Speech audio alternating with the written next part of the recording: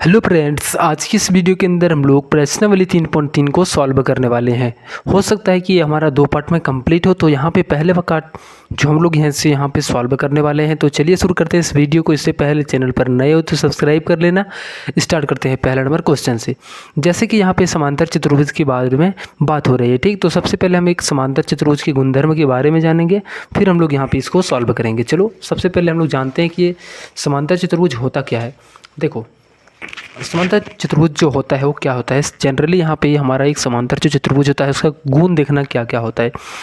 मान लेते हैं कि ये हमारा क्या है कि ए बी सी डी, एक मान लेते हैं ए बी सी और डी, ये हमारा एक समांतर चतुर्भुज है। क्या है कि ये हमारा एक समांतर चतुर्भुज है। देखो, ये समांतर चतुर्भुज का मतलब क्या है कि इसका यहाँ पे आमने सामने की जो भुजाएं होंगी वो समांतर होंगी, ठीक, और साथ में बराबर भी होंगी। यहाँ पे देखोगे तो ये ए बी और डी सी आपस में क्या है, समांतर है। समांतर का मतलब ये कहीं आगे जाके नहीं मिलेगा, ठीक। ऐसे हम देखें दूसरी तरफ तो ए डी और बी सी दोनों भी आपस में क्या है, यहाँ पे समांतर है। तो ए डी और बी सी दोनों ही आपस में समांतर है और ए बी और सी डी दोनों आपस में समांतर है। तो इस तरीके से यहाँ पे एक हमारा क्या बनता है, समांतर चतुर्भुज बनता है। अब इसमें हमारा सेम क्या होता है ना, इसमें कौन कौन से कोण बराबर होते हैं और कौन से भुज बराबर होते हैं। देखो, अगर यदि यहाँ से देखा जाए तो ए बी और सी डी दोनों आपस में क्या होंगे, सेम होंगे। अगर यदि ये हमारा समांतर चतुर्भुज है तो क्या होगा कि ए बी के बराबर सी डी होगा। दूसरा, इसके भी सम्मुख भुजाएं, जैसे यहाँ पे देखेंगे कि ए डी के सामने क्या है, बी सी, तो ये दोनों भी आपस में बराबर होंगे। आने लिखेंगे ए डी के बराबर बी सी, ठीक। उसके बाद हम लोग नेक्स्ट यहाँ पे क्या लिख सकते हैं, क्या देख सकते हैं। तो यहाँ पे हमारा एक बनता है बहुत ही इंपॉर्टेंट क्वेश्चन, और यहाँ से हम लोग बहुत ही जो प्रॉपर्टीज होता है, ये जो गुणधर्म होता है, इसके कारण यहाँ पे पूरी एक्सरसाइज इसी के मतलब चलते से बनता है। तो देखो उसमें क्या गुणधर्म होता है कि इनके जो सम्मुख कोण होते हैं वो बराबर होती है। सम्मुख कोण जो आमने सामने बन रहे हैं, ठीक। देखो, इसका मुंह इधर घुमा हुआ है और इसका मुंह इधर, दोनों तरफ आपस में क्या है, सामने में है। तो ये जो कोण होती है दोनों आपस में सेम होती है। मान लेते हैं कि ये हमारा क्या है कि ये हमारा 75 डिग्री का है, ठीक। तो ये भी हमारा एक 75 डिग्री का ही होगा, ठीक। ध्यान रखना है इतना सा। अब ऐसे देखेंगे तो ये कोण और ये कोण दोनों आपस में क्या होंगे, ये भी सेम होंगे। दूसरी गुणधर्म में यहाँ पे क्या होता है, तो थोड़ा सा यहाँ पे लिखते हैं कि कोण ए के बराबर कोण सी होता है और कोण बी के बराबर कोण डी होता है। कोण बी के बराबर कोण डी, ठीक। ये दूसरा गुणधर्म हो गया। तीसरा गुणधर्म इसमें क्या होता है कि यहाँ पे देखो, अगर यदि हम यहाँ पे देखेंगे कि तो एक ही ओर के अंतःकोण ए बी और सी डी क्या है, एक समांतर है रेखा। समांतर रेखा है तो क्या होता है कि इसके जो हमारा एक ही ओर के अंतःकोण, यानी इधर का देखेंगे तो इधर का अंतःकोण इधर है और दूसरा अंतःकोण इधर है, तो दोनों मिला करके हमारा 180 होता है। यानी इस तरीके से बोला जाए तो कोण बी और कोण सी दोनों मिला करके कितना होंगे, 180 के बराबर। कोण बी प्लस कोण सी का मान कितने होंगे, 180 के बराबर। तो इतना सा ध्यान रखना है, ठीक, कि बी और सी मिला करके 180 के बराबर होंगे। कैसे होंगे, तो हम लोग यहाँ पे देखो, ये क्या है, एक समांतर रेखा है। ए भी हमारा एक समांतर रेखा, दोनों हमारा समांतर रेखा है, ठीक। अब इसके बीच से कोई एक प्रतिच्छेदी रेखा निकला हुआ है। तो यहाँ पे क्या होता है कि देखो, इसकी तरफ से यहाँ पे देखेंगे तो इधर का कोण और इधर का कोण, दोनों का कोण मिला करके 180 के बराबर होता है। ये इतना सा ध्यान रखना है। चलो, अब इसी के आधार पर हम लोग प्रश्न वाला जो हमारा 3.3 है, इसका हम लोग यहाँ पे जवाब देने वाले हैं। जैसे यहाँ पे क्वेश्चन में बोला गया है कि ए बी सी डी एक समांतर चतुर्भुज है, प्रत्येक कथन को परिभाषा या प्रयोग करके गुणधर्म को द्वारा पूरा कीजिए। देखो यहाँ पे जब हम लोग वहाँ पढ़े हैं उसी को यहाँ पे देख करके भरना है। ए डी कहाँ पे है, ए डी यहाँ पे है। इसके सामने क्या है, बी सी है। तो यहाँ पे जो ए डी के सामने आएगा वो क्या होगा, थोड़ा सा जूम आउट करता, यहाँ पे देखो क्या है कि ए डी हमारा ये है। इसके सामने में देखो क्या है, बी सी है। तो यहाँ पे जो लिखा जाएगा, क्या लिखा जाएगा, इसके सामने में बी सी, ठीक। अब कौन डी सी बी किसके बराबर है, डी सी बी खोजो पहले। डी सी बी कहाँ है, तो यहाँ पे है डी सी बी। ये हमारा डी सी बी कौन, ये कौन हमारा समूह कौन क्या बन रहा है, ये कौन, तो इसका नाम क्या है, डी ए बी। यानी यहाँ डी सी बी हमारा कौन डी ए बी के बराबर होंगे। उसके बाद यहाँ पे ओ सी बराबर, ओ सी कहाँ पर है, यहाँ पे ओ सी। और साथ ही में ध्यान रखना है कि इसका जो हमारा विकर्ण है एक समद्विभाजित करता है, ठीक। यानी जितना बड़ा ओ सी होगा उतना बड़ा ओ ए भी होगा, तो ये ध्यान रखना है। उसके बाद कौन D A B plus D C A, C D A, D A B कहाँ है, यहाँ पे है। डी ए बी ये है, दूसरा सी बी ये है, यहाँ पे सी कहाँ पे, सी डी ये दोनों कौन की बात हो रही, ठीक। यहाँ पे पहले ये देखो क्या है कि यहाँ पे हमारा डी ए बी ये कौन, दूसरा सी डी ये कौन, तो दोनों मिला करके कितने होते हैं, एक ही ओर के अंतःकोण जो मिला करके होते हैं वो 180 के बराबर होते हैं। तो यहाँ पे लिखेंगे 180। इस तरीके से यहाँ पे गुणधर्म से इसको भर देना है, ठीक। चलो, अब हम लोग दूसरा नंबर क्वेश्चन को यहाँ पे कॉपी पर लिख रखे हैं, तो वहाँ पे हम लोग सॉल्व करते हैं दूसरा नंबर क्वेश्चन को। चलो, इसमें हम लोगों को यहाँ पे एक्स वाई और जेड तीनों का मान निकालना है। चलो ये हमारा एक पहले दिया गया है कि ये समांतर चतुर्भुज है, तो बताओ ये जो हमारा है कि ये 100 डिग्री है, तो इसका सामने वाला कोण भी कितना होगा, 100 डिग्री का होगा, क्यों समूह कोण है। ठीक, तो यहाँ पे y का जो मान हो जाएगा वो कितना हो जाएगा, 100 डिग्री। अब हो गया। अब यहाँ पे देखो हम क्या करते हैं कि ये देखो कि यहाँ पे ये कोण और ये कोण, या फिर किसी भी तरीके से ले सकते हो, ये दोनों को भी ले सकते हो। हम लेते हैं कि ये दोनों कोण मिलाकर के कितने होंगे, 180 के बराबर। ये देखो दोनों समांतर रेखा है और एक ही ओर के अंतः कोण है, और इधर भी अंतः कोण इसका बन रहा है और इधर इसका अंतः कोण, तो दोनों मिलाकर के 180 होता है। तो इस तरीके से हम लिखेंगे कोण DAB प्लस कोण DAB प्लस कोण ABC, कोण ABC मिलाकर के कितने होंगे, 180 के बराबर।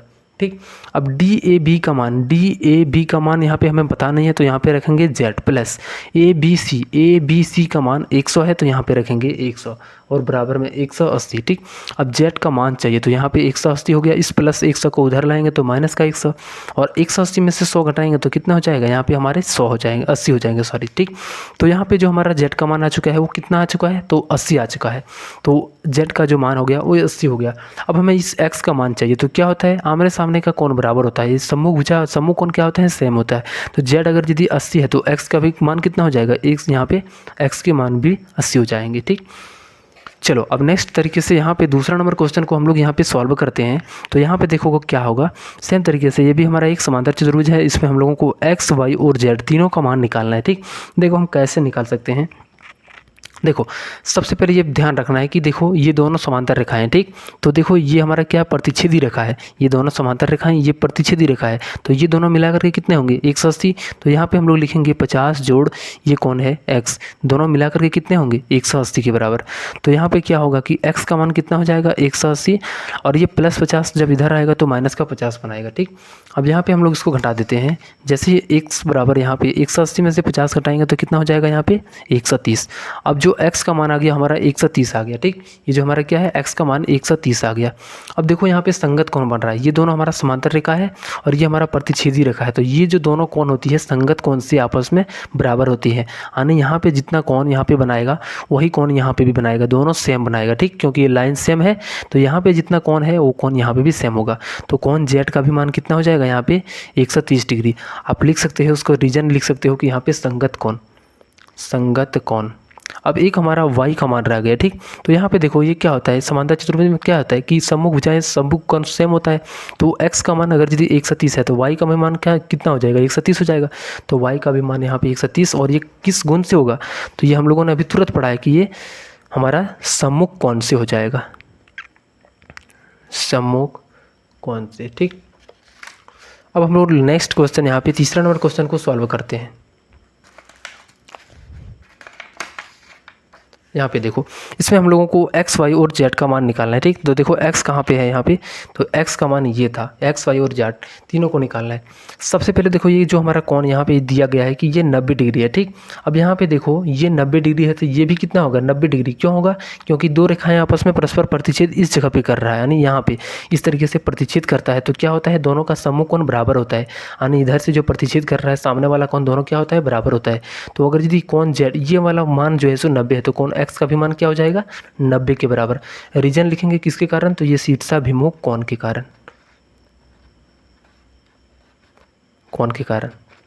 ठीक, अब ये हम लोगों को पता हो गया कि यहाँ पे ये जो हमारा x का मान है ये 90 है। अब देखो यहाँ पे एक त्रिभुज नजर आ रहा है, ठीक ना, इस त्रिभुज में तीनों कोण कितने होंगे 180 बराबर। तो हम यहाँ पे एक काम करते हैं कि तीनों को 180 के बराबर करते हैं, यानी x प्लस वाई प्लस एक का मान 30 दिया गया है, तो कितने होंगे 180 के बराबर। अब देखो यहाँ पे हम लोगों को x का मान पता है 90 है, प्लस y का मान नहीं है तो पता है यहाँ पे इसे लिख देंगे, उसके बाद 180 के बराबर।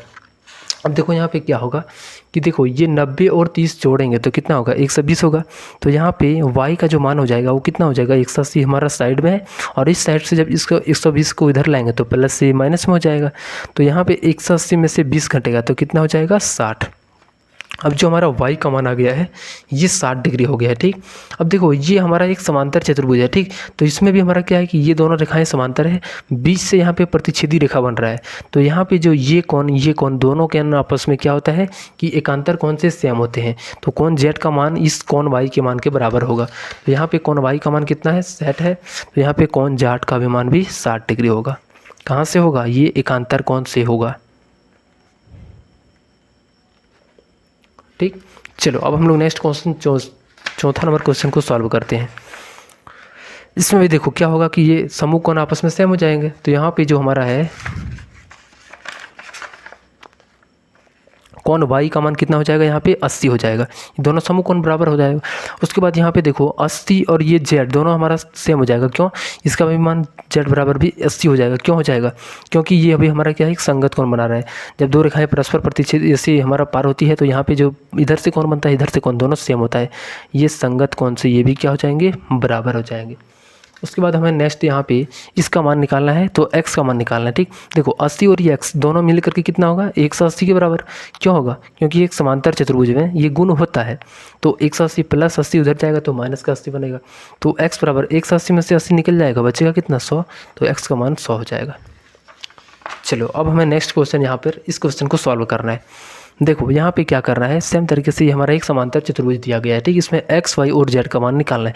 देखो ये क्या है कि यहाँ पे 40 और ये z है और यहाँ पे हमें 112 है, तो ये भी कितना हो जाएगा, 112। क्यों होगा, क्योंकि दोनों मिला करके हमारा कितना होता है, 112 ही होता है। ठीक, उसके बाद हमें क्या करना है कि यहाँ पे 112 और ये क्या है कि x है। ठीक, ये 112 है, या फिर इसमें हम लोग देखते हैं कि 112 और ये मिल करके कितना होगा, 180 के बराबर होगा। क्यों होगा, क्योंकि हमारा यहाँ पे 112 और ये जो ये कोण है दोनों मिला करके एक ही ओर का अंतर कोण बनाएगा, तो 180 के बराबर बनाएगा। तो 112 प्लस ये 40 है और z है बराबर में 180, इसको जोड़ो तो कितना हो जाएगा, 152 और यहाँ पे प्लस z और यहाँ पे 180। अब z का मान निकालेंगे तो 180 हो गया, प्लस 152 उधर गया तो माइनस का 152 बनेगा। ठीक, अब यहाँ पे z का मान निकालेंगे तो कितना हो जाएगा, यहाँ पे आप देख लोगे यहाँ पे 28 डिग्री हो जाएगा। तो z का मान जो हो गया वो कितना हो गया, 28 हो जाएगा। तो अब हमें x का मान चाहिए, तो x का भी मान कितना होगा, 28 डिग्री होगा। अब बोलेंगे तो क्यों होगा x का मान 28 डिग्री। यहाँ पे देखो ये दोनों एकांतर कोण बना रहा है, दो हमारा परस्पर समांतर रेखाएं हैं और ये हमारा क्या है कि यहाँ पे एक एकांतर कोण बना रहा है। तो यहाँ पे x का मान 28 डिग्री हो जाएगा। आप लिख सकते हो यहाँ पे एकांतर कोण।